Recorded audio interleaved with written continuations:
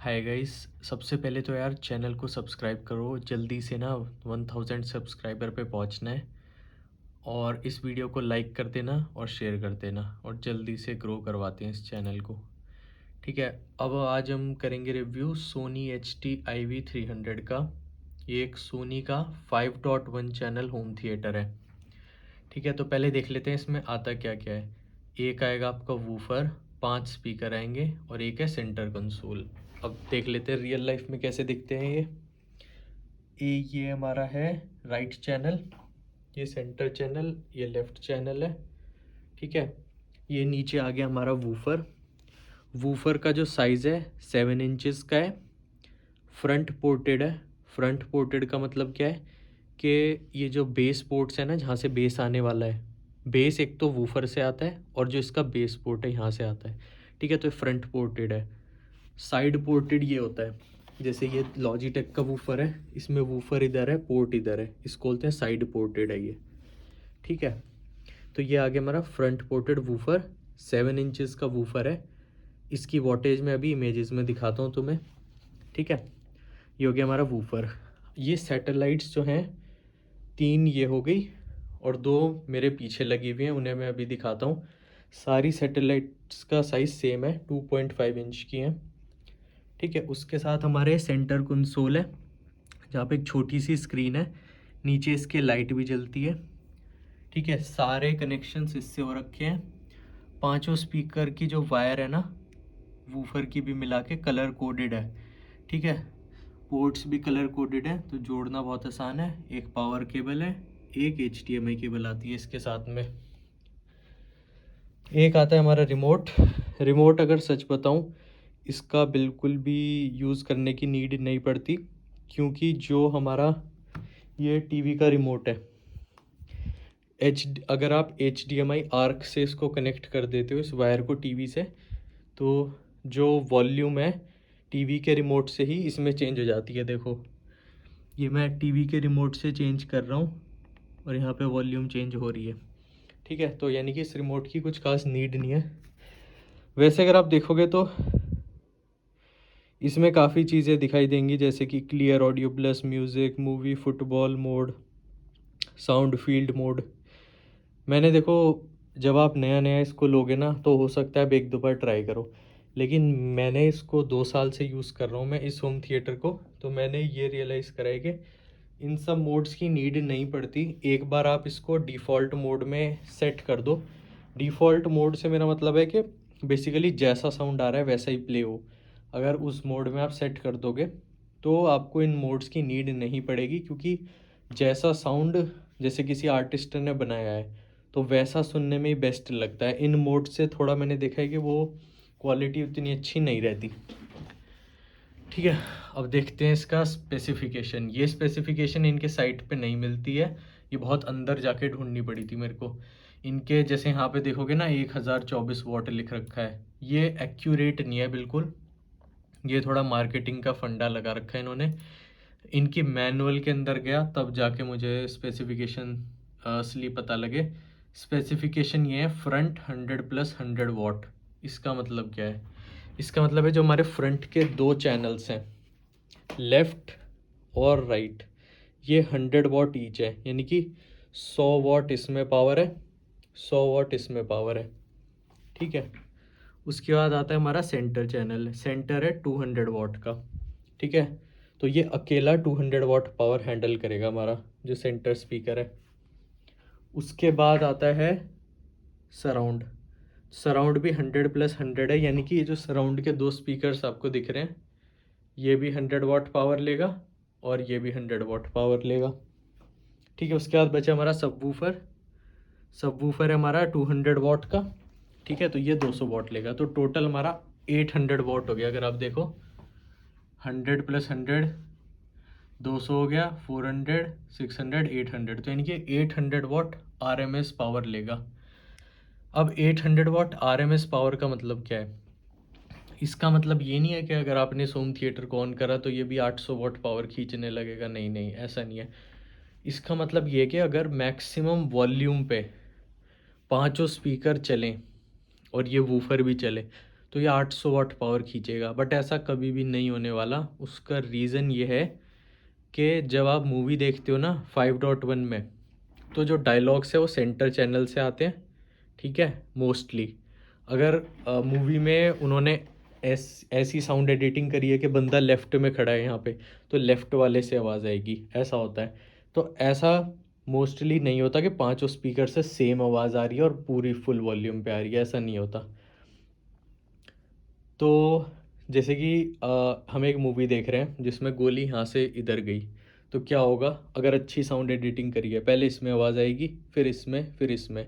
तो उससे क्या होगा कि जब आप सामने से बैठ के देखोगे आपको लगेगा गोली यहाँ से यहाँ गई है। मेरे पास अभी इतना स्पेस नहीं था, इसलिए मैंने टीवी के नीचे रख रखे हैं। अगर आपको और बढ़िया प्लेसमेंट कर रही है तो मैं भी बता दूंगा कैसे होता है, वरना इनको अगर लेफ़्ट को मैं इधर रखता, राइट स्पीकर को और दूर रखता, तो और बढ़िया साउंड आता यहाँ पे, ठीक है। तो हाँ, हम बात कर रहे थे पावर की। तो 800 वाट कैसे भी नहीं लेगा, ठीक है। तो वॉल्यूम पे डिपेंड करता है पहले तो कितनी पावर लेगा। वॉल्यूम पे आप अगर नॉर्मल लिसनिंग वॉल्यूम पे यूज़ करें तो 50-60 वॉट ही लेगा, ठीक है। मैक्सिमम वॉल्यूम जो है ना गानों में लेगा। अब गानों में क्या होता है, दो तरीके हैं इसको चलाने के। नॉर्मल यूट्यूब पे गाने चलाओगे तो इस लेफ़्ट में, राइट में और वूफर में, सिर्फ इन तीनों में आवाज़ आएगी, ठीक है। बाकी के स्पीकर ऑफ रहने वाले हैं, ठीक है, ये सारे नॉर्मली गाना चलाओगे तो, ठीक है। क्योंकि गाने जनरली 2 चैनल मोड में एडिट करे होते हैं, तो इन दो स्पीकर में इसमें आएगी। तो इन दो स्पीकर की पावर है 200 वाट, इस वूफर की है 200 वाट। तो ये मतलब फुल वॉल्यूम पे बजाओगे तो 200 के आसपास ले लेगा, लेकिन इतनी वॉल्यूम में कोई भी नहीं सुनता, ठीक है। तो गाने चलाओगे तो हो सकता है 100-150 वाट ओवरऑल ले ले। तो पावर की चिंता मत करना, पावर ये स्पीकर बहुत ज़्यादा नहीं लेने वाले, वो ऐसा स्पेसिफिकेशन में देख के लगता है। हालांकि ऑब्वियसली सबको हाई पावर स्पीकर चाहिए तभी साउंड अच्छा आएगा, वो चीज़ तो है। बट अंडर 25,000 कैटेगरी में आते हैं स्पीकर। इनका प्राइस अभी 23,000 के आसपास मिल जाते हैं ये। बाकी सेल वेल में 21,500 के भी मिल सकते हैं, ठीक है। तो मेरे हिसाब से अंडर 25,000 ये बेस्ट 5 चैनल स्पीकर सिस्टम है। अब इसकी बात करते हैं ऑडियो क्वालिटी की। अब जैसा कि आप देख सकते हो इसमें ना खाली ये मिड बेस है, इसको मिड बेस भी वूफर भी बोल सकते हैं, ठीक है। ये हमारा सब वूफर है। अब इसमें ट्विटर नहीं है, ठीक है। अब ट्विटर नहीं है तो क्या साउंड क्लैरिटी नहीं आएगी, ऐसा नहीं है। इसमें साउंड जो है क्लियर आता है। बट हाँ, अगर आप इसको कंपेयर करोगे किसी 25,000 की या 20,000 की साउंड बार से या 2 चैनल सिस्टम से, तो और उनके अंदर ट्विटर भी हो, तो उनकी क्लैरिटी इससे डेफिनेटली बेटर है। बट दिक्कत आती है प्राइस में। अब 25,000 में सब कुछ कैसे दे सकते हैं, क्योंकि अगर यहाँ पे ट्विटर भी दे देते हैं इनके साथ, फिर उन ट्विटर को पावर करने के लिए एक और एम्पलीफायर चाहिए और पावर चाहिए, साइज़ भी बड़ा हो जाएगा, तो फिर प्राइस बहुत ज़्यादा बढ़ जाता। तो करंटली ऐसा नहीं है कि इसमें आपको डायलॉग नहीं सुनाई देंगे, क्लैरिटी आएगी, बट उतनी अच्छी नहीं आएगी जितने अगर अगर आप 25,000 में एक साउंड बार और खाली एक वूफर ले रहे हो, या फिर आप दो स्पीकर ले रहे हो। ये सिस्टम उनके लिए है जिनको 25,000 के अंदर 5 चैनल इनपुट चाहिए और साउंड मतलब बिल्कुल हाई एंड तो नहीं, बट थोड़ा अच्छा चाहिए, ठीक है। तो बाकी डिस्टॉर्ट तो ये नहीं करते हैं, बट फुल वॉल्यूम पे तो ऑब्वियसली डिस्टॉर्ट करने वाले हैं, बट 80% वॉल्यूम तक ये अच्छे बजते हैं। 80 भी बहुत ज़्यादा है। जैसे मेरा रूम जो है ये, मेरे रूम के जो डायमेंशंस हैं ये अभी हैं 10/12 के अराउंड, तो इस रूम के हिसाब से मोर देन इनफ है। फुल वॉल्यूम के तो आसपास भी नहीं जाते, ठीक है। अब बात कर लेते हैं इसको जोड़ना कैसे है, ठीक है। अब पहले इनके हिसाब से देख लेते हैं, ठीक है। अब इसको, इन स्पीकर्स को माउंट करने के दो तरीके हैं। एक तो इस साइड से ये कील गाड़ो दीवार में, उस पर लटका दो। दो तरीके हैं, एक तो ऊपर को लग सकता है, एक नीचे को, ठीक है, जैसे ये दिखाया है। तो इससे ये फ़ायदा है कि जैसे कि सपोज़ करो यहाँ पे दीवार होती, इस टीवी के पीछे टीवी दीवार पे लगा होता, ठीक है। तो एक तरीका तो ये होता कि इन तीनों स्पीकर को मैं ऊपर लगा देता दीवार पे, और ऊपर से नीचे की तरफ होते मेरी तरफ, जहाँ पे लिसनिंग पोजीशन है, जो कि ये है, ये सेकंड वाली, ठीक है, ऐसे लगा देता। अगर मैं दीवार पे इनको नीचे की तरफ लगाता तो इस पोजीशन में लगाता, जिससे ये ऊपर की तरफ होते, जिससे साउंड मेरी लिसनिंग पोजीशन पे आता। मेन पार्ट ये होता है इसमें कि जो स्पीकर हैं जहाँ पे आप बैठ के सुनने वाले हो, मूवी देखने वाले हो, आपकी डायरेक्शन में होने चाहिए, ठीक है। अब सबसे बेस्ट तरीका जो इनको लगाने का है वो ये है, ठीक है। इससे ज़्यादा बेस्ट तरीका कोई भी नहीं है। इसमें मतलब आपको सबसे बेस्ट साउंड आने वाला है, ठीक है। सपोज़ ये हमारी लिसनिंग पोजीशन है, तीनों स्पीकर सामने हो गए, जो लेफ़्ट और राइट है, और हमारी लिसनिंग पोजीशन है। यहाँ देखो एक ट्रायंगल बन गया, हमें ट्रायंगल बनाना है और इन स्पीकर को अपनी डायरेक्शन में करना है, अपनी डायरेक्शन में, तो इससे साउंड ज़बरदस्त आने वाला है। सेंटर चैनल बिल्कुल सेंटर में होगा, और जो सराउंड के हैं ये भी हमारी डायरेक्शन की तरफ एक और अपना खुद का ट्रायंगल बनाएंगे इधर, तो ये 2 ट्रायंगल बन जाएंगे। अब दिक्कत ये आती है कि ये जो पोजीशन है, अब देखो यहाँ पे इसके लिए सपोज़ करो आपके पास टीवी के सामने एक सोफ़ा होता, शायद तो हो जाती है पोजीशन। अब जैसे नॉर्मल लोगों की बात करते हैं, अभी हम उनकी बात नहीं करते जो बिल्कुल परफेक्ट वे में बैठ के सुन रहे हैं। नॉर्मल परफेक्ट वालों के लिए तो ये हो गई कि भाई ऐसे लगा दो, बात ख़त्म, सबसे बेस्ट साउंड आ गया। अब नॉर्मल लोग क्या करेंगे? अब नॉर्मल लोग ये करेंगे कि अगर ये दीवार होती तो स्पीकर को आप यहाँ लगा देते लेफ़्ट में, इसको राइट में लगा देते, इसको बिल्कुल टीवी के नीचे, ठीक है। यहाँ से आपके डायलॉग आते, यहाँ से आपका सराउंड साउंड आता, ठीक है। अब जैसे कि जनरली लोग बेडरूम में टीवी होम थिएटर लगाते हैं, तो बेडरूम में अब जगह नहीं बचती कि हमारे पीछे कैसे जाएं स्पीकर, तो मैंने स्पीकर लगाए ऐसे, ये लेफ़्ट हो गया, ये राइट हो गया रियर का। अब मैंने क्या करा, इसको देखो, इसकी डायरेक्शन मैंने अपनी तरफ कर ली। ये जो स्पीकर है ये रहा, अब इसकी डायरेक्शन मेरी तरफ है, ऐसी उसकी भी मेरी तरफ है लिसनिंग पोजीशन पे। और कनेक्शंस दिखा देता हूँ। इसमें क्या होता है, 2 तार होते हैं जो जोड़ने होते हैं इसके अंदर, बहुत ईजी होते हैं कुछ। बस एक हाथ से इसको नीचे पुल करके बस वायर अंदर डालो और बंद हो जाएगा। वायर इसी के साथ आती है। सबसे अच्छी बात यह है कि इसमें वायर डिटैचेबल है, यानी कि इस वायर को निकाल सकता हूँ। अगर मेरा रूम और बड़ा होता, ये वायर और लंबी चाहिए होती वहाँ तक सेंटर कंसोल तक ले जाने के लिए, तो हम क्या करते, बाहर से अलग से भी वायर जोड़ सकते थे इसमें, ठीक है। ये बेस्ट पार्ट है इन स्पीकर्स का, डिटैचेबल वायर है। डिटैचेबल वायर जो है खाली इन 4 स्पीकर में है, लेफ़्ट, राइट और पीछे के 2, इनमें मतलब स्पीकर से तार बिल्कुल अलग करी जा सकती है। सेंटर वाले में वायर जो है जुड़ी हुई आती है, सेंटर वाले में इसीलिए जुड़ी हुई आती है क्योंकि ये सेंटर चैनल तो कंसोल के पास ही होने वाला है, तो इसकी वायर की लेंथ मोर देन इनफ होती है। बाकी वूफर भी सेंटर के आसपास लगता है, इसीलिए इसकी भी डिटैचेबल नहीं दी, ठीक है। हर चीज़ उन्होंने बिल्कुल सही से कैलकुलेट करके दी है, ठीक है। तो अब लगाने का तरीका आपको पता लग गया। बेस्ट तरीका तो होता ट्रायंगल बना लो, वो नहीं है तो इनको लेफ़्ट राइट में लगा लो और इसको बिल्कुल डायलॉग्स आने वाले सामने।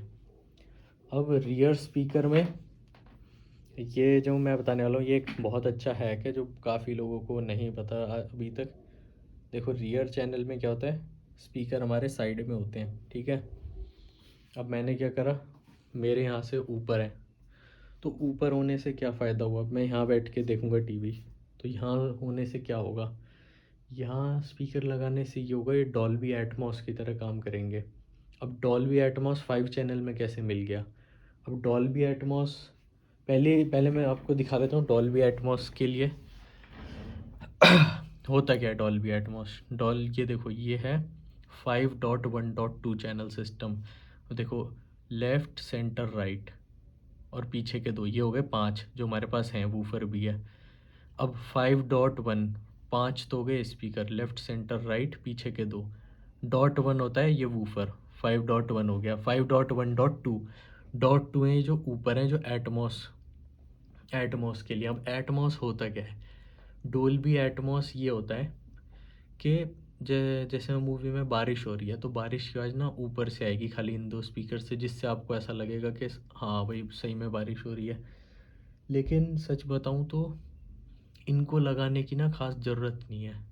रीज़न रीज़न ये है कि जैसे 2 घंटे की मूवी है, 2 घंटे की मूवी ना मुश्किल से 2 मिनट का भी सीन नहीं होता डोल्बी एटमॉस का, ठीक है? डोल्बी एटमॉस बहुत कम यूज़ होते हैं, ऐसा नहीं कि पूरे टाइम ही कभी कुछ आवाज़ हो रही है, कभी कुछ, क्योंकि इतनी ज़्यादा साउंड एडिटिंग वो नहीं करते कि हर समय डोल्बी एटमॉस यूज़ हो रहा हो, ठीक है? तो बहुत कम टाइम के लिए यूज़ होता है। दूसरी चीज़, इसका फ़र्क बताना इतना आसान भी नहीं है, जो बहुत ही में ऐसे कह सकते हो जो बहुत ज़्यादा साउंड के अंदर है, ऑडियो फाइल्स वगैरह हैं, वो भी बता सकते हैं, लेकिन ब्लाइंड टेस्ट करोगे तो इतना आसान नहीं है बताना, ठीक है?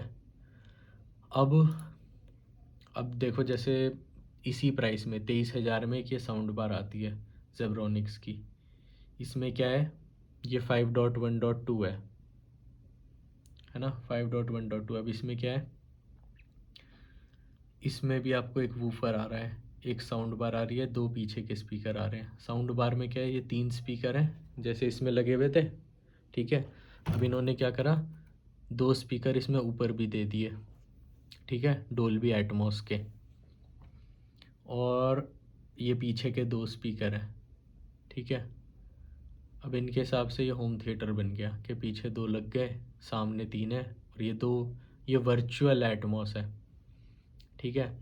अब वर्चुअल एटमॉस क्या कर रहे हैं, अब डोल्बी एटमॉस तो छत से आना था, इन्होंने तो यहीं लगा दिया।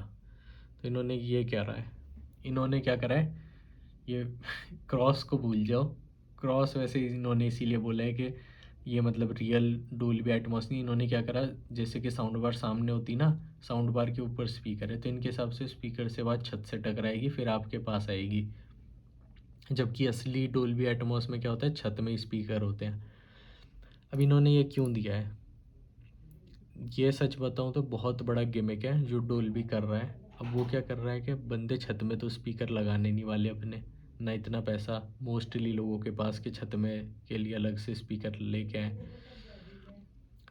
जो मतलब रियल होम थिएटर्स में होता है, जिसमें आप अपने हिसाब से एम्पलीफायर लेके आते हो, स्पीकर्स लगाते हो। तो इसमें क्या है, इसमें इन्होंने जो स्पीकर्स दिए हैं ये छत से टकरा के आएंगे, बट जैसे कि इस इमेज में देख सकते हो ये काम करता है, करता तो है, लेकिन इसके लिए छत चाहिए एकदम फ्लैट। बट इंडिया में छत ऐसी होती है, यहाँ पे फॉल्स सीलिंग के डिज़ाइन होते हैं और पंखे होते हैं, फ्लैट नहीं होती है एकदम। और दूसरी बात, चलो यहाँ पे आपने लगा भी दिए डोल्बी एटमॉस की साउंड पर, अब साउंड यहाँ से टकरा के एक पर्टिकुलर पोजीशन पे ही साउंड देगा, वो भी तब जब छत फ्लैट हो, छत पे पंखा ना हो, जो इंडिया में किसी घर में नहीं होता, और एक पोजीशन पे देगा। अगर मैं यहाँ बैठ जाऊँगा तो मुझे साउंड क्या यहाँ छत से टकरा के सुनेगा, नहीं, मुझे डायरेक्ट यहीं से सुन जाएगा। खुद ही सोचो ना, अगर इसी स्पीकर को मैं ऊपर करके बजाने लगूँगा तो यहाँ पे अगर आप आंख बंद करके बैठोगे, आप बोलोगे छत से आवाज़ आ रही है, आप सीधे बता दोगे सामने से आ रही है। ऐसा क्यों, क्योंकि साउंड ना 2 डायरेक्शन में, दो नहीं मतलब मल्टीपल डायरेक्शन में ट्रैवल करता है। एक तो जिस डायरेक्शन में लगाई हुआ है, दूसरा जैसे कि अगर ये ऊपर की तरफ होता, एक तो साउंड जाता छत पे टकरा के यहाँ आता, दूसरा इसके सामने से भी आता, क्योंकि साउंड ऐसे अलग अलग डायरेक्शंस में फैलता है। तो ये वाली जो साउंड बार है, ये लेने की कोई नीड नहीं है। डोल्बी एटमॉस तो भूल जाओ। देखो, अगर आप प्रॉपर लगाने वाले हो ना, ये वाला तो सिस्टम देखो बहुत महंगा आता है, तो फिर आप क्लिप्स वगैरह एसवीएस के अच्छे स्पीकर लोगे, अलग से एम्पलीफायर ख़रीदोगे, तब जाके लगेगा। तो इस सबसे बढ़िया जुगाड़ है 5.1 पकड़ो अपना, बेड के पीछे जो दीवार है उसमें ऊपर लगा दो। अब इससे होगा क्या, ये पीछे के स्पीकर ना सराउंड साउंड देते हैं। सराउंड साउंड यानी कि जैसे मूवी में बारिश हो रही होती, छत में स्पीकर होते, और मूवी में ऐसी साउंड एडिटिंग होती कि भाई छत वाले स्पीकर से आवाज़ आएगी, ठीक है, तो छत वाले से आती। अब समझ लो वही मूवी चल रही है इन स्पीकर्स में, तो क्या होगा, वो जो छत वाले स्पीकर की आवाज़ थी ना, वो इन में आएगी अब, इन वाले सराउंड साउंड में। क्योंकि अब जैसे 7 चैनल सिस्टम होते हैं, 13 चैनल सिस्टम होते हैं, अगर आप 13 चैनल सिस्टम में चला रहे हो और साउंड की इनकोडिंग ऐसी है, तो 13 ही चैनलों में अलग अलग आवाज़ आएगी। लेकिन अगर आप वही ऑडियो 5 चैनल में चलाते हो, तो सारा साउंड ना इन सराउंड साउंड्स चैनल में ही चला जाता है, तो यानी कि बारिश का साउंड भी इन्हीं में ही आएगा, पीछे वालों में ही। तो यानी कि यहाँ पे आप बैठोगे तो आपको सेम डॉल्बी वाला साउंड ही इसमें आने वाला है, डॉल्बी एटमॉस वाला। ठीक है। तो इस हैक से ये अगर आप अपने ऊपर ऐसे लगा लो तो आपको एक तरीके से डोल्बी एटमॉस ही मिल रहा है। ठीक है, ये हो गया लगाने का तरीका। और ये भी आपको पता लग गया कि इन साउंड बार्स में ऐसे वाली डोल्बी एटमॉस वाले साउंड बार्स में जाने की ज़रूरत नहीं है। 2 चैनल साउंड बार्स में जा सकते हो जिनमें ट्विटर मिल जाए, जैसे इसमें भी यहाँ ट्विटर नहीं दिया, तो बिल्कुल यूज़लेस हो गया। डोल्बी एटमॉस किसी काम का नहीं रहा इसके, ना इसमें ट्विटर मिले। तो या तो आप 5 चैनल में जा रहे हो, ये लो। अगर आपको ट्विटर्स वगैरह चाहिए और बेटर ऑडियो क्वालिटी चाहिए और 5 चैनल नहीं चाहिए, तब आप 2 चैनल में जाओ, इनमें मत जाओ। और इसकी वॉटेज भी देखोगे काफ़ी कम है। इसमें 6.5 इंच का वूफर है, जबकि सोनी में 7 इंच का है। इसमें 150 वाट है, उसमें 200 वाट पावर है। इसमें पूरे साउंड बार में 225 वाट है, यानी कि 5 स्पीकर मिला के 225 वाट पावर कंज्यूम करेंगे। इसमें तो अकेला सेंटर चैनल ही 200 वाट ले रहा है। तो ये वाले स्पीकर बहुत पावरफुल हैं इससे। और इसमें तो डिटैचेबल वायर भी है, कहीं पे भी लगा सकते हो। इसमें तो देखो स्पीकर इतने पास हैं, क्या ही सराउंड साउंड आने वाला है। इन 3 की जगह अगर एक भी होता तुम डिफरेंस भी नहीं बता पाते। 3 का फ़ायदा तब है जब आप इनको थोड़ा डिस्टेंस पे लगा पाओ। हाँ, मेरे सिस्टम में थोड़े पास लगे हुए हैं, लेकिन फिर भी डिस्टेंस है साउंड बार से ज़्यादा, आप और दूर लगा सकते हो। ठीक है, तो आपको ये क्लियर हो गया कि इस साउंड बार से आपको डोल्बी एटमॉस टाइप साउंड भी मिल सकता है। 5 चैनल ऑडियो तो मिलेगा ही मिलेगा। वॉटेज भी बहुत अच्छी है, वायर भी डिटैचेबल है, साउंड भी अच्छा है। ठीक है, तो अंडर अभी अनअवेलेबल है, लेकिन ये 23 के आसपास मिल जाता है। तो अंडर 25,000 ये बेस्ट सिस्टम हो गया, one of the best systems. और अब एक ऑडियो का डेमो भी हो जाए। ऑल दो तो अब ऑब्वियसली आप जब तक रियल लाइफ में नहीं सुनोगे तो आप स्पीकर की क्वालिटी जज नहीं कर सकते, बट फिर भी काफ़ी लोगों का मन होता है कि एक बार सुन तो लें, भले यूट्यूब में कैसा भी सुनाई दे। तो एक डेमो चला देते हैं NCS का। ठीक है,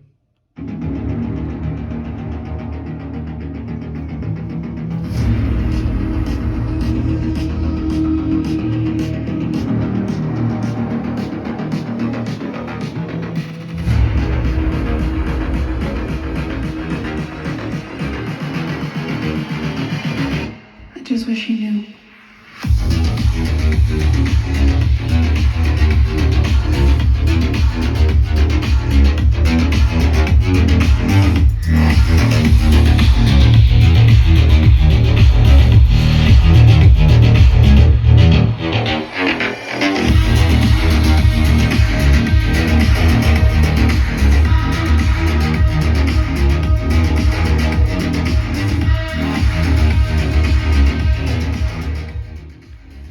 ठीक है गाइस, ये हो गया छोटा सा वीडियो डेमो।